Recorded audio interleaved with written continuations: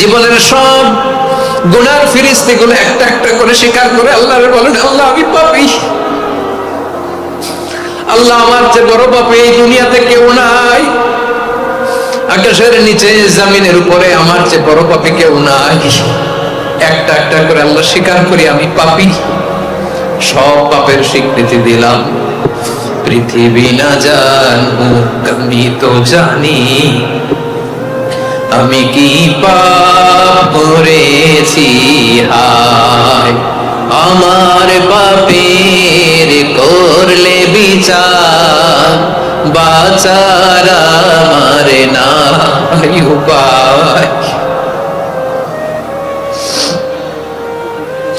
দয়াময় তুমি মাফ করো আমায়,